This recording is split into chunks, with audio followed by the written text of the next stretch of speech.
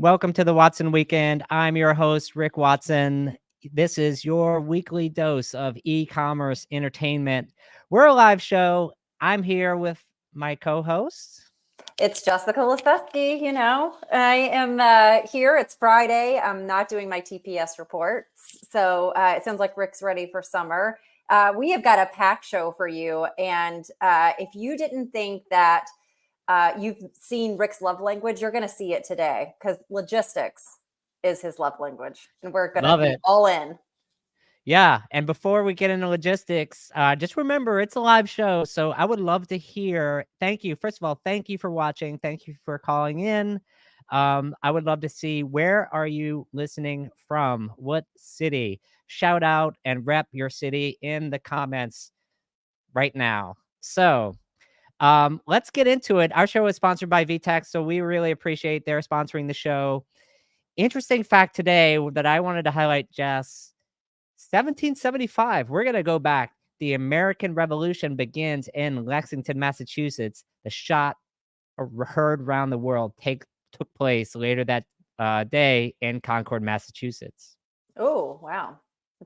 That's an interesting and a big deal, right? Yeah. That's pretty exciting. So that's about today. Today we have a supply chain episode. As Jess said, she is totally correct. Supply chain and logistics is my love language.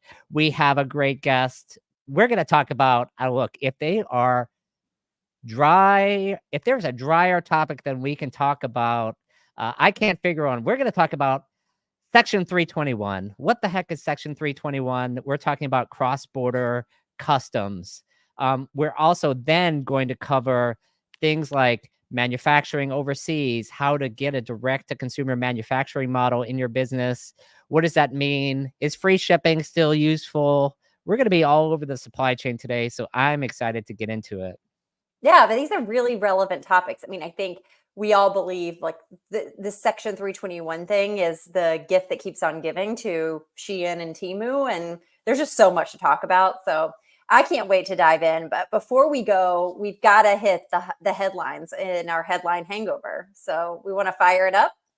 Yeah, in terms of the headlines that we have up this week, we are going to start with the NRF, which is our favorite friends over at the NRF, the marketing / semi-useful, mostly useless retail marketing and lobbying organization. What do you got for us from that, Jess?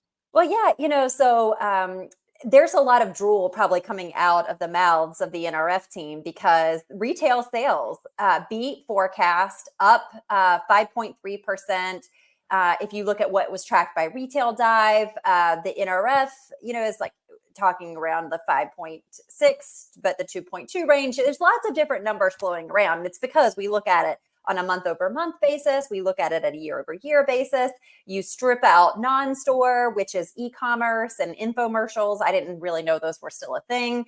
And you also, look at gas. There's lots of other stuff that's kind of mapped in here. But I think the key takeaway is that at a category level, we are seeing some declines as it relates to things that rely on financing, like furniture, electronics and appliances.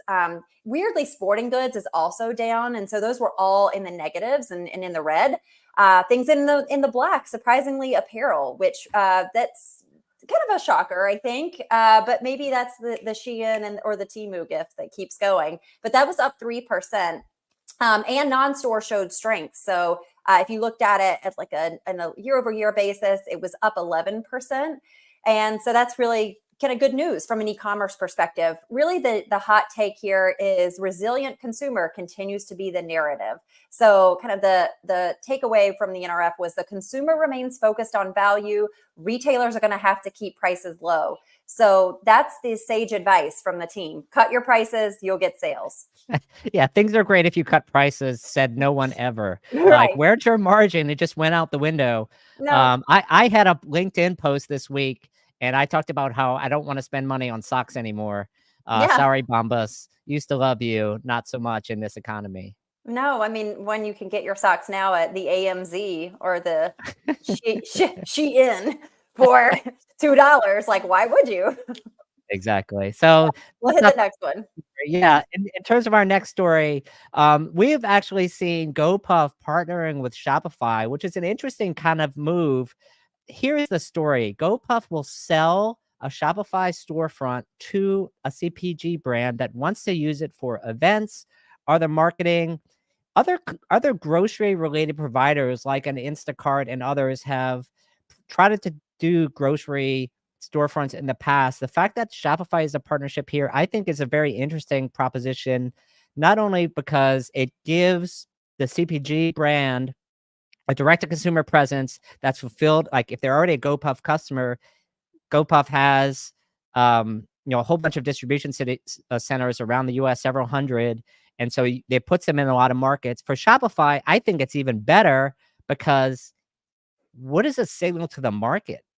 It Yeah. signals to the market, to me, that Shopify is the default way to launch an e-commerce site, even for big CPG brands. Yeah, 100%. It's like, look, why build it? We got these platforms here that are ready for the taking. Why would we invest? And so you're right. It is good news for Shopify, for GoPuff. Probably not the path to prosperity, but some good headlines. We'll see. I mean, GoPuff has raised over $3.5 billion. I mean, most of CPG is going to happen still in stores for the foreseeable future. 99.99%, and so it's not going to save GoPuff, but it could be useful. So Yeah. next up, if you had Shein on your bingo card, it's 7 minutes 13 seconds.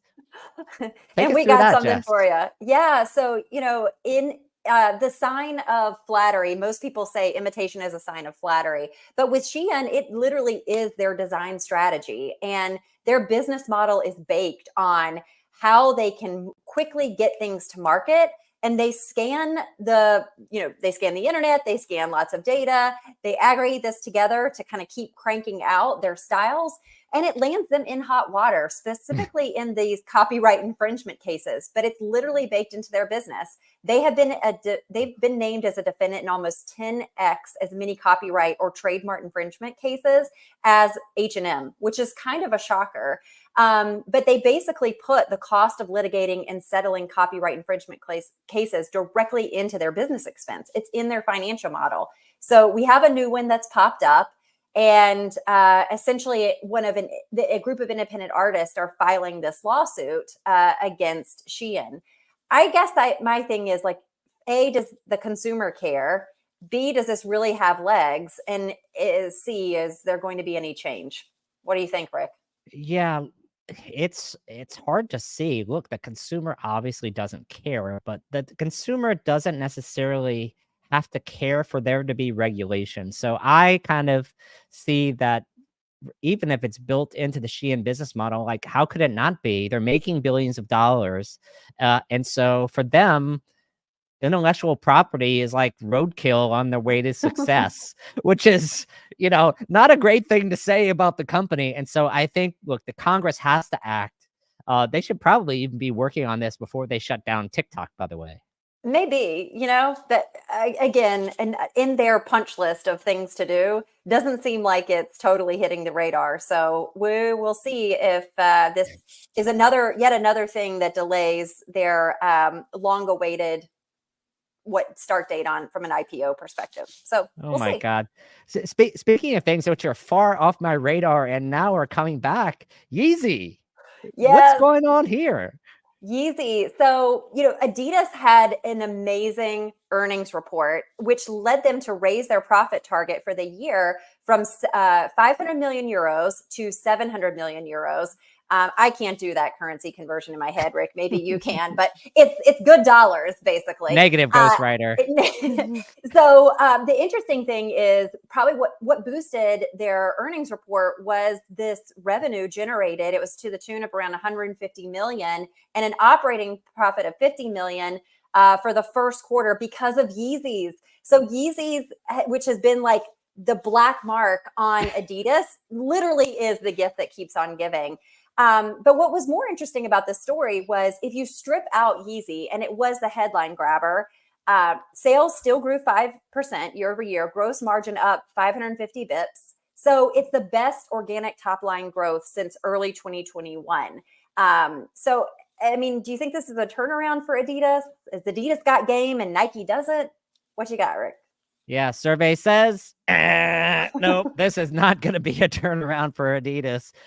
We have a big problem here if this is Adidas's growth plan. So I'm going to take the bear on this one. All right. I don't see how they're going around. Look, Nike's not doing much better. It seems like Hoka and On have much better plans for growth and actual product innovation that the rest of the industry doesn't seem to be catching up with. Yeah, I mean that's the thing. The Adidas, the retro styles were kind of, if you teased apart, it was retro soccer, basketball that helped. I don't know. We'll see. So Yeah. remains to be seen. I'm sure we will be reporting on this one again soon. But you got one more for us, right? To bring Yes, this look, home. speaking of product innovation that I am freaking exciting about, this is new, this new one I think you're gonna love too. Barbie now has a catch up. So here's the situation that's happening. Mattel and Heinz has teamed up 1 year after the launch of the Barbie movie. Questionable timing. However, this is the 65th year anniversary of Barbie, but also 1 year after the movie. Is anybody gonna care about this? And is this what they're looking for? Can you believe it?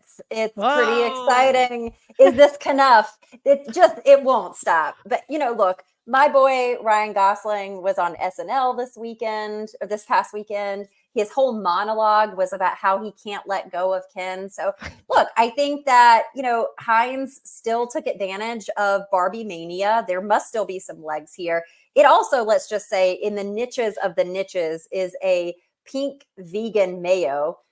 I don't know. I mean, is it really going to sell? Probably not, but they got some PR out of it, and hey, we're talking about it. So, bada bing, I bada love boom. it. Yeah, bada bing, bada boom. And that's our headline hangover today. So we can wrap that up. From here, we kind of move into the main supply chain part of our episode. And to do that, we're going to talk about a couple of things that I already talked about: custom section 321, supply chain, last mile, Amazon, all the carriers that are out there. If you have questions that you would like us to answer, please drop them in the comments as we're going to talk about today. But first, I wanted to introduce our guest on the show, which I could not be more excited about him coming on. Rajeeb Mohapatra, he's a 20-year veteran of e-commerce. He's the CEO and founder of Redefined Logistics. He That company works with mid-market customers to do a direct manufacturing to consumer model from overseas directly to your doorstep. He's been with logistics companies such as Pitney Bowes, Office Depot, Dell. Who's talked about Dell in a while? We'll have to ask him about that. I don't know. Anyway, I'm happy to introduce Rajeeb that way, and I'm super excited about having him on the show. Yeah, and Rick, I think that you did leave out one of the key parts of the story because you Ah, and Rajiv go way back, like way back in the time machine, and I think we got to bring him out to tell that story. So let's welcome Rajiv. All right, all right. Hello, Happy hello. Friday. Happy Friday. Yeah, welcome to the show. So, Rajiv, before you and Rick dive in again to your love language and you guys start geeking out on all these logistic and supply chain topics, tell us the story of how you first met Rick, because I I'm think our audience would love to know. I'm a little worried about this story, like what's going to come out of his mouth next. So, Rick, looks like the rumors are right. Or, I don't know. I mean, wow. I'll put it this. If Jess is talking about it, I have no idea what she's talking. But, anyways, yeah, no. First of all, thanks for having me on the show. Excited. I mean, I wouldn't miss it. This is the hottest seat in the town, so never. But anyway, going back to Rick and I, it's been 8 years. Actually, this April, Rick. I don't know if Oh, you. it's our anniversary. What did you No. get me? Yeah, 8 years. Uh, um, we'll talk about that. So here's how it happened, right? So I joined Pitney Bowes, and then as I come on board, and I start thinking about my next team kind of leaders that needs to be in the organization. There are a lot of good people, but then of course we're transforming, trying to see what else we would need. And my boss, the president of the business, basically said that, hey, by the way, we spoke with this guy. We interviewed him for your role, and pretty good, but we decided to bring you in. I'm like, okay, that's awkward. Uh, that's Wah, that's wah. why doesn't it excite me? And but at the same time, my take was, um, I got to meet with this guy. So we're in the Madison Avenue office for the meeting. Walks in this young looking guy, and my first reaction is, he's too young and he looks radical. Like he must have some crazy ideas. I'm not sure about it. And again, it's like my defensive strategy kicks in, right? Then he starts talking, and I realize, okay, this guy is hiding an old soul inside himself. That's my exact thought. That's exact thought. And we start talking about things. The role was heading the entire product retail side of the product organization, and he starts talking about why it's so important to build something that matters for the customers, not and then doesn't talk about the typical roadmap, Yeah. features, functionalities, and prioritization. And I'm in my mind, I'm starting to calm down and say, that, thank God. And that's it. I think that was the best 1.5 hours spent in Madison Avenue office, and then ever since we have been good friends. He's a great guy. I'm glad we brought in. And Jess, you said something about our kind of love story over there. It was a great fit for the role, but as a person that I could trust and then rely on, someone who can actually lead things without me thinking about things, anyone couldn't have been any better. Yeah. Rick was right. I completely agree. Well, and really what you're harnessing in on is that we need Rick's skincare routine, basically, because he also still looks the same. So Absolutely. He hasn't lost his touch, and then that's his mind, and which is exactly what we need in the industry, to be honest. A lot of people do. 100%. Yeah. So let's dive in. Rick, do you want to kick us off with Section 321? Yeah, Section 321. Look, the industry talks a lot about cross-border, how to get products from overseas manufacturing into the country.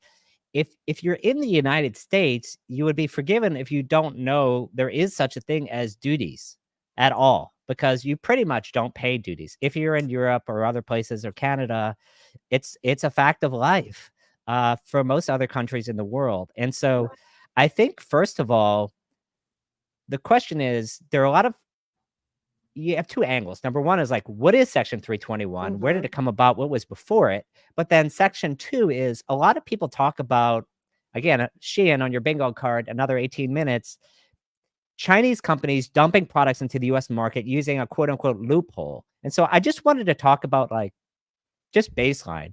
Yeah. What is Section 321? How do customers get things into the market? Absolutely. Yeah, I think, Rick, if you may, maybe let's do a little primer on 321, like what the hell this thing is. And just it's not as old as the war that started in Lexington, going back to the Civil War, but it's pretty old. It Yeah. is pretty old. I mean, would you believe that if I say it's actually 80 years it has been in there? So Yeah. it's one of the oldest trade associated with one of the oldest trade laws that started in 1930, I believe. Like Yeah. Herbert Hoover created this rule around 25,000 products or something. You have to pay 20% tax. By the way, that was one of the things that contributed to the Great Depression. Right. But come in over the next 6 to 7 years, people realize you can't just tax things as is, right? So if you're bringing things personal use, it went from dollar to $5. If you're bringing things gift, it went from $10 to $25, where you are not going to be paying any duty and taxes. So that was really the birth of Section 321, right? So back in the days, fast forward 70 years, the number is $200, right? By end of the century, the number is $200. And by that time, one thing that we also have to pause and kind of think about it. The country was also changing from what I call manufacturer-driven in economy to a technology-driven economy, right? This whole thing called e-commerce happened. I mean, products started flowing freely, right? I mean, over the next 15 to 17 years, the administration starts thinking about it. How do we manage it? And Customs and Border Protection, who is in charge of entirety of anything that is coming into the country, they were looking into it to say, okay, should we just go back and start charging duty and tax on every product? The reality is, as they kind of did the estimation, okay, over the next several years, how much more volume we're going to get in. And then the idea was to run security scan, run all the paperwork to kind of chase all those inbound products coming in. It's going to take a lot more expense than the revenue we're going to make from Right. the customers, Yeah. right? Yeah. So they decided, okay, we can't just charge. Rather, we should come up with this whole thing called low value customs clearance, low value Mm. customs clearance, right? So over the next 5 years or so, 2016, I believe, when the Obama administration basically moved it from $200 to $800. Mm. But I think one fundamental thing that people often don't realize has been in place is this was created to make commerce easy. Period. Right. Make commerce easy. Make commerce easy. Make commerce fast. Make it beneficial for US businesses to bring stuff in, as long as they're following certain rules, right? So you can't bring in any kind of crap. You have to Right. do your things. It has to be legit. It has to have certain degree of authenticity into it. All those things considered, yeah, sure, bring it in. $800. No duty and tax. So it's been there in place. It's actually sad that a lot of people don't leverage it. I mean, I shouldn't say that. A lot of people did leverage. Those who did, they absolutely took advantage of it. Yeah. Right. And then Yeah. I don't know what's the timing now. There is another bingo card, Shein. We should talk about it. And But Temu. reality is, this is not built for Shein and Temu. This was built for the government, for the country, and they Right. have had it for the last 70 years. So how are they taking advantage of it? When we talk about there's this loophole, can you help explain and break down why are they able to do it so successfully? And how are they getting through this loophole? I mean, the simple answer I'll give you is they have all the same abilities that anyone else can have. Okay. Right? That's one thing. Let's just agree there. They didn't take advantage of anything that others were not or are not, right? However, one thing they absolutely manipulating the process is they're pushing this influx of cheap products. The reality Right. is, cheap products is, when you say something is cheap, it's cheap because it's manufactured cheap. Like you can't be selling a $50 something that took $50 to create in $5. You obviously are selling something in $5 because it took $3 to create, or $2, Right. right? So they are taking advantage of these two things they're doing in a very smart way, which is, again, call it whether they're exploiting or they're working through the loophole. They created this low value experience thing. Maybe they tore one of those playbooks, pages from the playbook from Walmart, to low price guarantee. That attracts the customers a lot. But behind the scene, they are going after all these plethora of manufacturers who they're able to force to say that, okay, produce in cheapest able possible. And then we're going to tell you exactly how much to produce, when to produce, because they are able to see how much demand is coming in for a particular product line. And they're translating that to saying that, okay, just produce this much in this timeline, and just give us that. And we're going to sell it. So it's a great kind of marriage of great, how do I put it? Great demand planning and great supply planning. Yeah. And I think why this is relevant, and why this is in the news, clearly, I mean, American manufacturers, American retailers are going to complain when they see a whole bunch of products dumped on the US market. So let's talk about, from a statistics point of view, China estimated that 1 billion shipments entered the US under the de minimis rules in 2023. By March of this year, there have already been 500 million shipments entering under the year in the fiscal year so far. Consumers don't seem to be complaining. It's more that, like, constituents are complaining to their congressman. That's number one. Second is the retailers are going to complain. The NRF is going to be upset. I mean, clearly, the chairman of Temu is not going to be on the NRF yearly update like we talked about the other week, Jess. Amazon like Amazon will be, which Amazon wasn't 5 years ago. So who knows what'll be 5 years from now? But I predict Shein will not be on that program either. Yeah, it's to your point. By the way, going back to that stats from 2023, 1 billion shipments that came through the de minimis program, right? Shein and Temu are only 1/3 of that.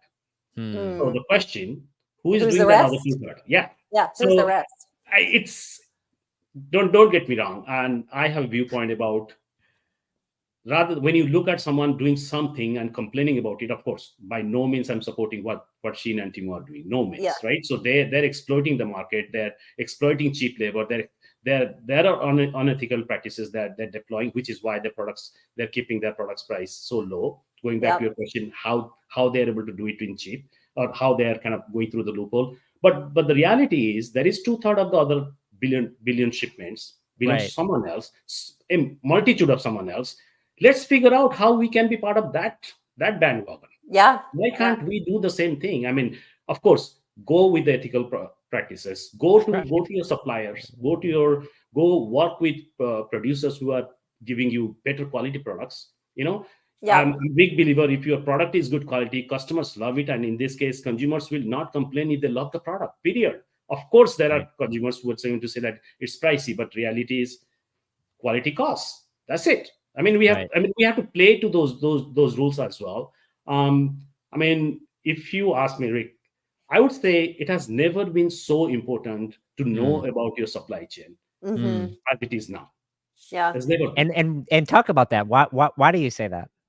So, everyone talks about the loophole, and then what is the government doing about it? What is CBP doing about it, right? So, one of the things that CBP is absolutely looking into is tightening the belt on exactly where this product is coming from, right? Mm. So, if I'm, doesn't matter whether I'm Shein or I'm one of the US retailers that is leveraging this model, questions that is going to be asked, already been piloted, by the way, is do you know who your supplier is? Do you know Mm-hmm. what raw material they're using? Where they procure those raw material?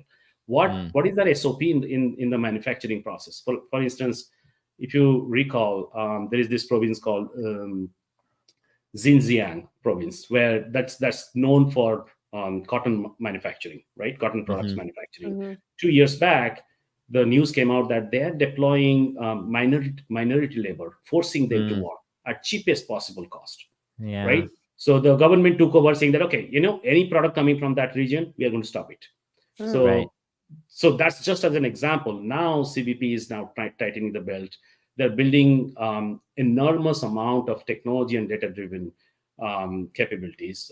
Some of my good friends, a good business partner called True Identity, look them up. They're very closely working with CBP on this. And what that does, it makes it much more important to declare exactly what you're bringing. It's not Yeah. about what product you're bringing. Are you bringing the product from the right place? That's the number one Yeah. thing. And I Identity. think you're talking about a topic that has definitely gained a lot of traction in the last few years, like supply chain traceability, supply chain Bumble. transparency. Mm-hmm. Absolutely. Um, Mm-hmm. and Absolutely. I think even outside of this cross-border discussion, look, at times it's important to consumers, at times it's not important to consumers, but from a regulation point of view, the regulations are increasing around the world around this topic. And so if you're manufacturing in multiple places in the world and you're importing into Europe, the EU is much more ahead of the game here than the United States Absolutely. is. Absolutely. Absolutely. Yeah. Absolutely. It's a quality control. Unfortunately, I don't want to say it's too late, but I'm glad that we are catching up right now. Mm. Right. So when we say the CBP is not doing things, CBP actually going to come back. It would feel like with a vengeance. Trust me. Something is supposed to come. The announcement supposed to come before April 30. I'm like waiting for it. Right. There are questions. Are they going to reduce the number from $800 to $200? My take is sure, let them do it. 90% of the retailers AOV is below $200 anyway. Yeah, Right. so I don't It's think it's not, and gonna it's not help. going to, especially in apparel where we're Right. talking about it, it's probably more prevalent. I had another question for you because there was a report also recently where we talk about people taking advantage of it. It sounded like there were retailers that were getting goods into LA, shipping them down to Mexico to then ship them back into the US to take advantage of this. So can you validate, is that true? That is Is that 100% true. is that something you recommend people do, or? Well, first and foremost, that's also sitting on top of the Section 321, right? So if Yeah. you're end of the day, you're still shipping something from whether it's Canada or Mexico into the US, We are Yeah. still taking advantage of Section 321, which is good, not a bad thing to do. But yeah, instead of bringing it to US, taking it to Mexico and Canada, two things it does to you as a retailer is it actually helps you reduce your cost basis, Hmm. right? Real estate is expensive here in the US. Labor costs are expensive here in the US. Right. So it and by the way, if you're bringing it to Canada, let's say, because of the deferred tax strategy, as long as you're exporting into the US, you don't have to pay any duty and tax in Canada. Hmm. So Okay. is it a loophole? Sure. But is it a provision that you're able to creatively think through and use it? Why not? Right. So Yeah. Yeah. again, the point is, don't bring bad products to the country. As long as you are able Yeah. to stay by that rule, I think it's not a bad provision. And then, is this for everyone? Maybe not, right? So if there are stuff that you can do through direct manufacturer to consumer, from wherever it's being produced through air freight, smaller parcels, then you don't have to stage it in Canada or stage it in Hmm. Mexico. Hmm. But if you're bringing in, let's say, big and bulky products, you know, that you can think about many big and bulky products. Yeah. It's expensive to bring it and then in a ocean freight and put it here in the country. Yeah, keep it other side of the border. Yeah. Not a problem. Yeah. That makes sense. I mean, look, even I was listening to UPS's Investor Day.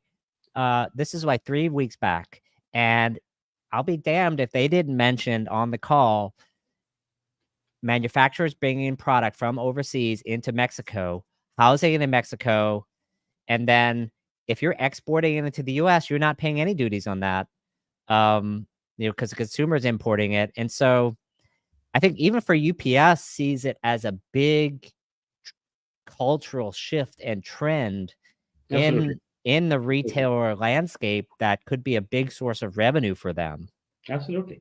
Absolutely. I mean, a Yeah. lot of, I do see quite a few US based 3PLs starting to grow their footprint both side of the border. In those. Yeah. Mhm. And that's good because it brings in some innovation. There's definitely going to be more creativity around exactly how we manage. I mean, there are other aspects that we'll have to think about. Security, one a big Sure. deal, right? Traceability. Rick touched on that. There is a lot of innovation happening. Supply chain in general, one of those I always joke, it's the blue collar function of a white collar business called e-commerce, right? That's right. But in general, they have been lagging when it comes to digital innovation or digital transformation. So there is a lot of things happening in blockchain technology, as an example, to, Hmm. to drive better auditability, better There's one I traceability. haven't heard about in a while. Oh man, we used to talk about that all the time. It's Yeah. coming. It's happening. It's All right, happening in it's the back. market. We're It's bringing happening. blockchain back. Yeah, Yes. like sexy. No, it's happening. It's again. Well, I think one of the taglines should be, yeah, make supply chain sexy again. Yes, that's right. But Solid. Love it. you're right. There's nothing more critical. And when we break down earnings and we talk about retailers like we did last week, Abercrombie and Fitch, that are successful, it's those that are reined in their supply chain. They have gotten tighter on their inventory. They've gotten better Right. around how they fulfill and provide that experience to customers. And I don't know if you guys are ready to transition to last mile, but I think there's something valuable in getting into the importance of last mile because it was talked about for so long. And is it still a thing? Is it still something that people should care about? Yeah, I think this is a good transition point into our next topic, which is last mile. Uh, Ultimately, look, the last mile is the most expensive mile. Yeah. Transportation is the most expensive part of e-commerce from a cost point of view. And so the closer the product, so you have almost a dichotomy here. You have two big expensive costs in e-commerce. You have costs of goods and you have transportation. And you almost have this two forces that are splitting them apart. One force is like the Amazon force, which is like we want to get the inventory 5 seconds from the consumer, and that's the Yep. mission. Like as much assortment we can, as close to the consumer as possible, because we have the demand. For everyone else that doesn't have demand, it's better not to move your inventory around. It's better to sell through as many channels as possible through a single pot of inventory. That way you can do bundling, configuration. So Yep. talk a little bit about the state of last mile, Rajeeb, and how do you see that evolving? Yeah, no, you said it right. It's still critical. Yes, it is one of the most expensive legs in the entirety of order journey, right? From whether it's coming from a supplier or a distributor or manufacturer or a warehouse, doesn't matter. That's one of the expensive piece of um, action in the journey. Thing is, the way I look at last mile, it don't go away anywhere. Here is why: Hmm. you screw up last mile, you screw up the entire purchase experience. Period. Right? Mhm. Hmm. Imagine you did everything possible. I mean, you packed the product in the most beautiful way. You put a love note in that. You did everything, and then your last mile carrier fails to deliver it a on time, and God forbid, never delivers it. Mm. Yeah. That's your last mile.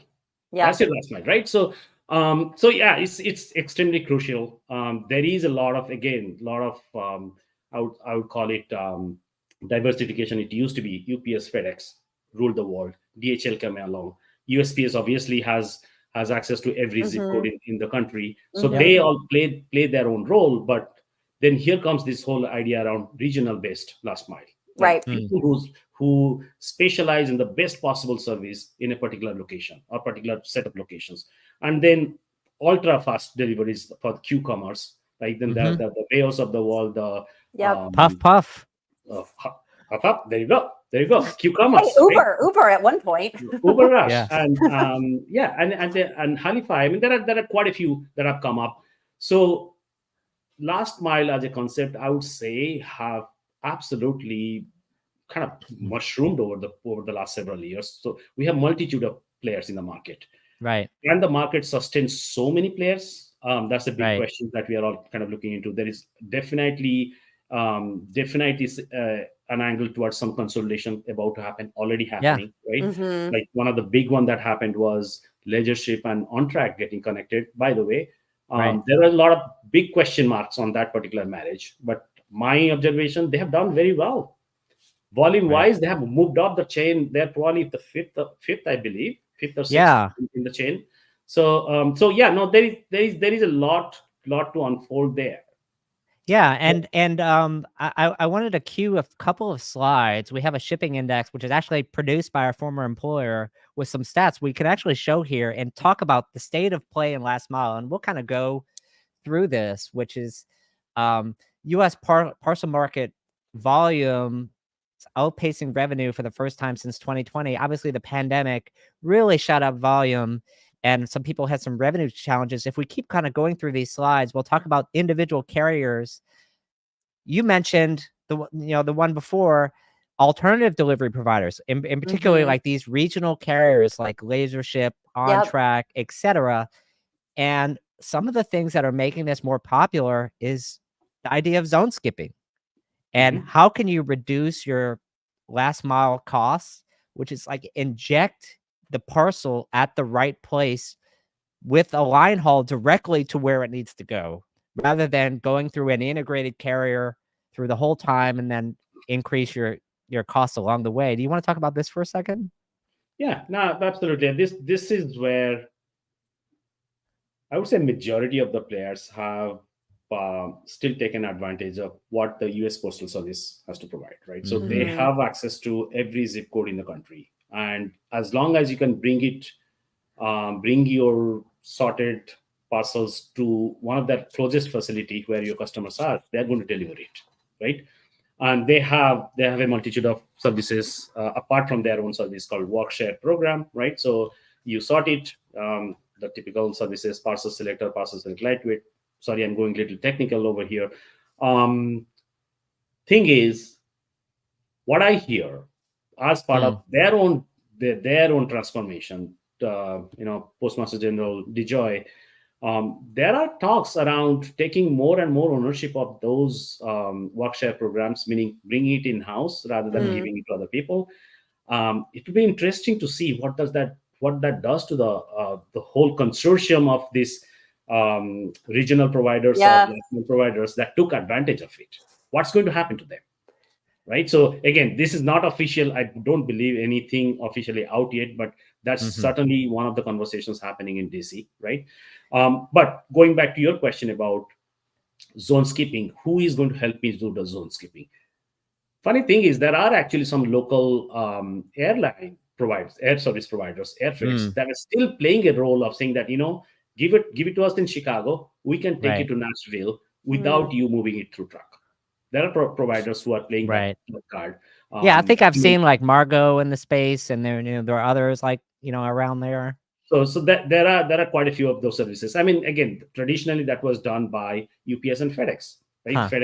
FedEx used to do that for USPS, right? So when Yeah. um, Now UPS. priority, yes, they and then now move to UPS. And to me, not to get distracted, I call it win-win-win story, right? It's not a win-win story. It's a win-win and win story. Why win-win-win story? FedEx used to lose money, so they're walking away from Yeah. losses, which is perfect. USPS used to spend $1.6 billion on FedEx for that. They're going to spend $1.5 billion Hmm. with UPS, $100 million savings. So win, Right. right? And for UPS, they still get access to that extra volume. Right. They are not required, or they don't actually need to invest more into their air transport infrastructure. They have enough. Right. They Right. should be able. They are able to absorb it without any additional cost. But being in close contact with USPS, they're probably one of the. This is my bit of a speculative Hmm. guess. They're probably going to be one of the ones that are going to get waived, that they would still have access to those work share programs that USPS has. Hmm. USPS might cut ties with others, but then UPS, given they're going to fly some of their products, they on the flip side, they'll have that extra advantage. So Yeah. anyway, I think that zone skipping thing that UPS is going to continue to do for USPS will continue, but there are alternative solutions that Right.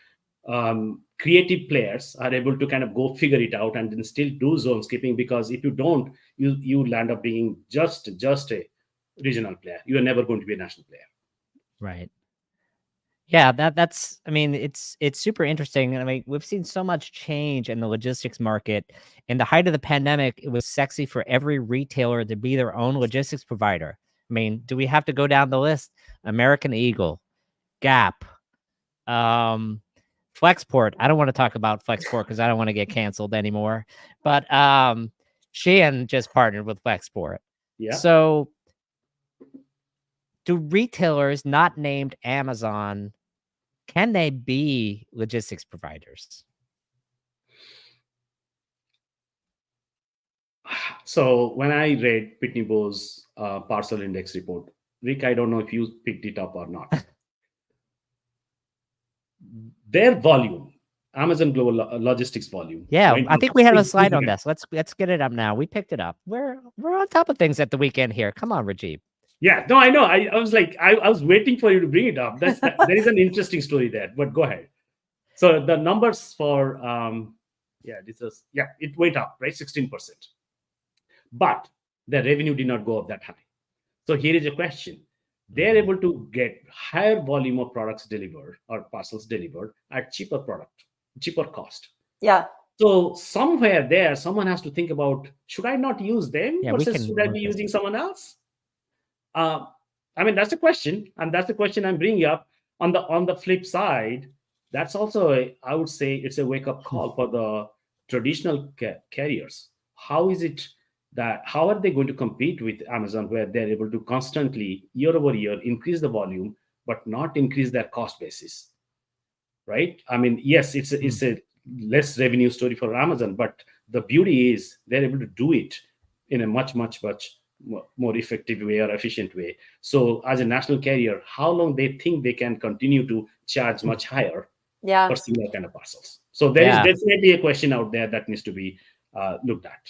Yeah, look, Amazon doesn't seem to have any trouble with growth. Amazon seems acutely aware that in order to compete with low-cost carriers and offer low-cost merchandise on its site, it needs to reduce its own cost to serve. I mean, you listen to Andy Jassy and some of his reports, every third word out of his mouth was cost to serve. Yep. Yeah. Yep. But going to your point, Rick, on the can retailers or should retailers be their own logistics? The answer is no. It's too expensive. Think about the investment that Amazon had to make to get to where Right. they are. And yes, they got a hall pass for like 10 years, basically, from Wall Street on this promise of profitability. It really coming down to the fact what they were going to own and the land grab. Not every retailer has that flexibility or affordability. And just now look at the market dynamics. Profitability is the payout, right? And that's what everybody's looking at. So I think even if Amazon was in this environment right now, 10 years ago, it would be tough for them to do what they did. It was just a different dynamic back then. So I don't believe retailers can be in this space. I think we've got to rely on the carriers or come up with new solutions to get better at last mile. Yeah. One thing you said, I totally agree with. If Amazon didn't double its logistics network right before the pandemic, they certainly could not do it now. Right. And so it was the perfect 100%. time for them for like Jeff Bezos to like, hey, we just doubled everything. Peace out, Andy. This is your problem now. Good I luck. think I'll be on my boat. I'll be on my boat. Which, by the way, I finally got out of port, so now I'm going to Miami. Right. Peace I'll out. be either by boat or in space, but I'm parking this in the problems that I don't have to care about. This is awesome. Rick, so I think this is a good. Yeah, go ahead, Rajeeb. Rick, one last thought, right? So, and just to kind of sum up the conversation on whether retailers should go for it or not. Here is my viewpoint. Retailers, find the nicheness in your products, in your marketing. Keep doing that. That's what you're great at. Go trying to become Amazon, impossible. Period. Right. Impossible. Right. Don't try to create a logistics service. I mean, figure out who else can provide you that service. Just stay in your swim lane. That's my kind of 2 cents. Yeah. Look, Hugo had a comment. If Amazon can't make their 2-day promise, you don't have a hope to. So leave the work to the carriers. This has been a fantastic conversation. I really appreciate you being on, Rajeeb. You're my best boss I ever worked with. And I'll continue to say that today. So don't go too far, because we're going to bring you on for our dance party later on. Ooh, yeah. So okay. Work on your moves. I have to figure that out. Yes. We're going to continue with our next segment, which is the robots are winning, or maybe not winning. This is our AI segment. And so we're excited to queue up this segment for everyone.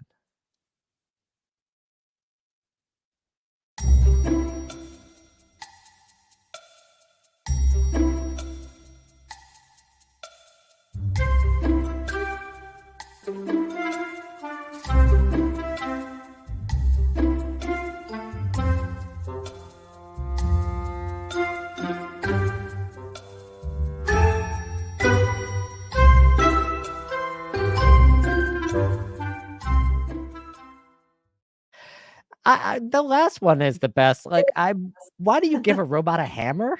I don't know that one. It feels like it's a great metaphor for we are being hit over the head every day with some kind of AI news. So I'm glad we're bringing this segment back.